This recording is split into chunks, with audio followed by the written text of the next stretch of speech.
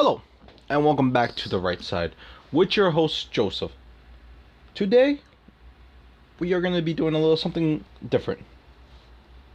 I want to talk about the fact that every day we lose more and more of our rights.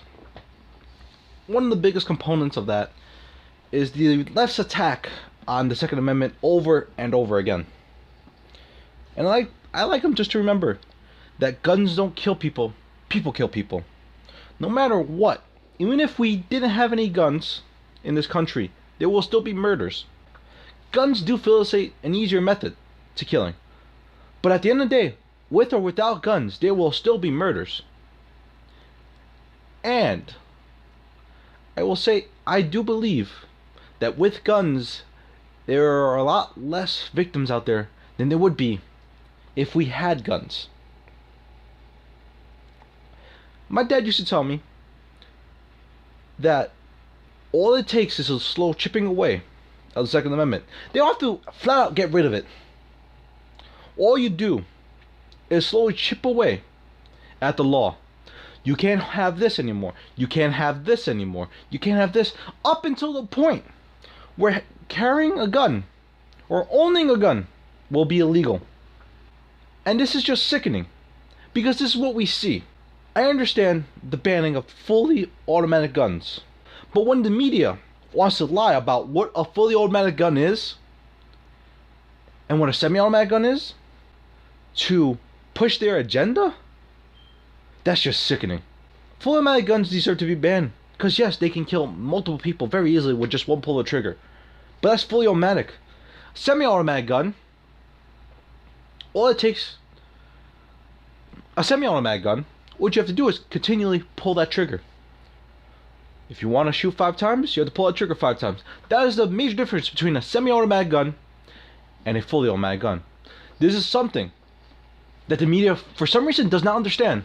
And yet they get paid thousands upon millions of dollars to bring the news to us, the people. And yet, they cannot do enough research to understand the difference between a semi-automatic gun and a fully automatic gun. Weapon. Don, what is your definition of an automatic weapon? What is your definition of an automatic weapon?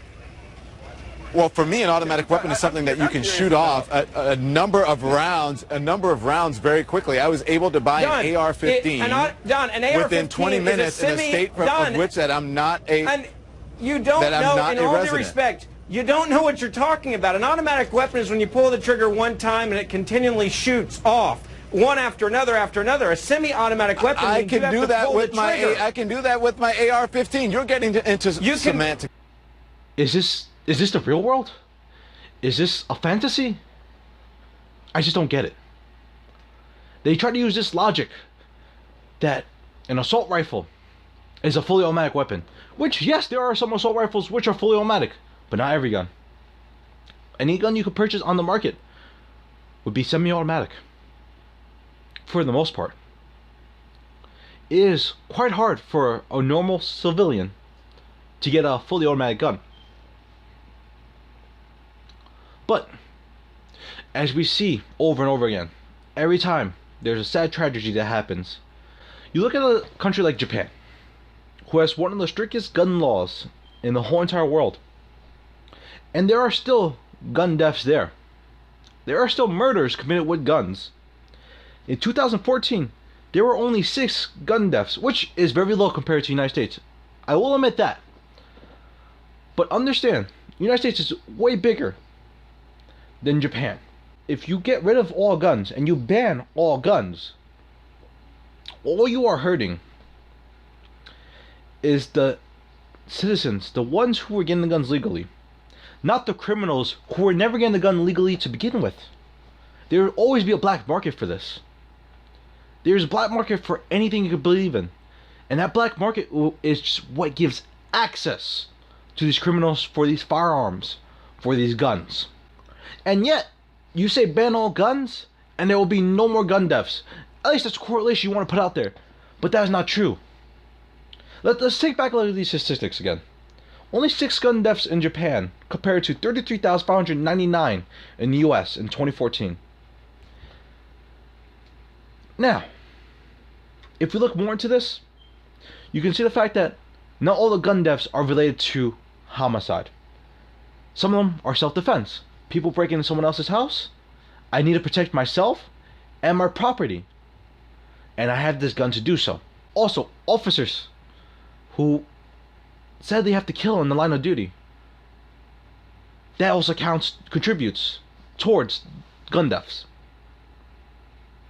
Suicides are one of the highest proponents of gun deaths in the United States.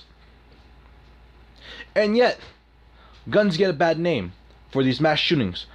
Yes, there were many mass shootings in the past year, which is a tragedy. And it's sad to say that no matter what, these people will get access to the guns if they want to commit these atrocities.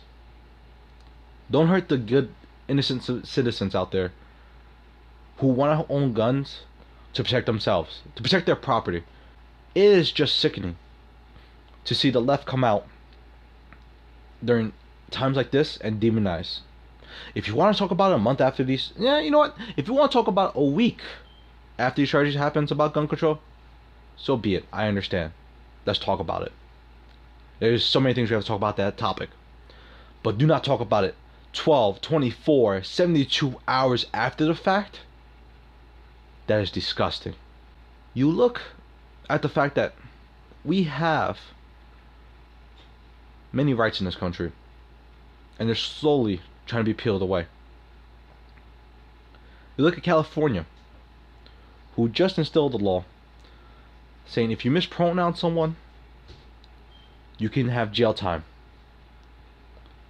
Which I don't think it'll ever come to that situation, but still there is a law saying you can't do that, which to me is ludicrous.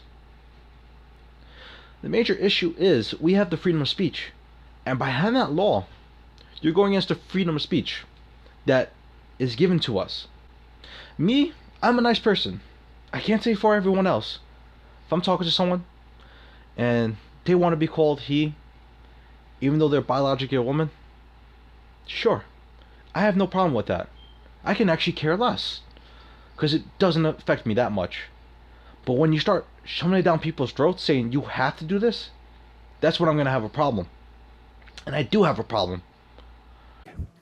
I think that we're crossing a dangerous line, and the line is the requirement that's being put upon people by government agencies with the full force of the law behind them to decide what language categories you're going to use. Which is why I'm going against my own kind of compassion and not really letting these people have what they want. I feel it's not about being equal. It's about one-upping us. We are losing rights every day as citizens. I am not happy about this. You have to read between the lines and see the fact. Every time a new law, every time a new legislate gets put into action, we lose more and more of our rights. I don't want that to happen. I want to be as free as I am today, tomorrow. Is that so much to ask for? You look at 2001. 9/11 happened. A tragic moment for our country. Because of that, we gave up a lot of our rights as citizens. A lot of those rights we will never be able to get back. I want to go back to a time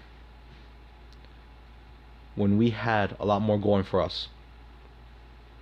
But there are many things that need to be done before that can be achieved.